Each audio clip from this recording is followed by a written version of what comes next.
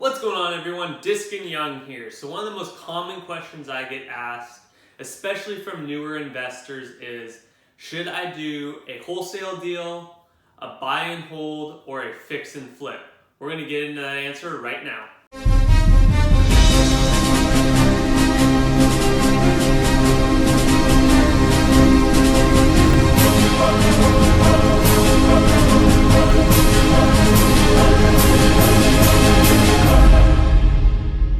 So, with like so much of real estate, the answer, of course, is it depends. So, let's start with a brand new investor. If you are a brand new investor, I would really push you to look into wholesaling. The reason being is it gets you thinking about what an investor looks for in a deal. Your job as a wholesaler is to find a deal, get that under contract, something that is going to be attractive to other investors. Package that up and present it in a way that looks appealing to other investors.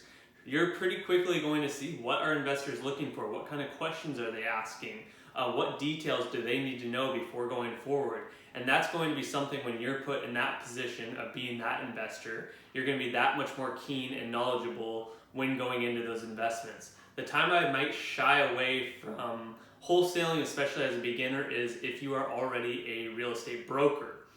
Real estate brokers typically are held to higher standards depending on the state, but here in Washington especially, if you're a part of the National Association of Realtors especially, we are held to a higher standard. So we can't do everything that some full-time wholesalers might do. So that's just one thing to think about, is be careful if you are a broker with wholesaling. You are held to a higher standard. So just be thinking about that if you are a brand new investor and a broker at the same time. The time I like fix and flips, and just to put this in context, in the last year, I would say actually 14 months, I've done both one flip and one buy and hold. So I've done both, so this kind of goes back and forth as well. But I would say if you are in a position where you are having a high paying job and you just need to stash money somewhere, I would say buy and holds are a great option. If you have the means to do so, if you don't need the cash, the liquid cash right now, I would say buy and holds are by far the best option. And I think that's where every investor is trying to get to, is they want to eventually get to a point where most of the time they're doing buy and holds. Fix and flips are great if you find the great opportunity, that right opportunity to buy them and make some good money quickly being maybe 6 months or so, shorter if you're really good at that. But so fix and flips would be great if you need that cash right now, if you need 30 grand or something like that really quickly. But maybe you're in a position where you have a good amount saved, you're not sure what to do with it, but you want to build your wealth. Buy and holds are going to be the way to go, especially coming from someone I've done multiple fix and flips. And now looking back, I was just talking about this with another investor friend of mine the other day, is there's about 50% of those which I wish I would have just kept after I fixed them. Maybe use the Burr method from Bigger Pockets, something like that. But you learn later on, I got that for such a good deal, fixed it up, it was worth so much now, plus I could be renting it out for good cash flow if I would have just refinanced out of my hard money or things like that.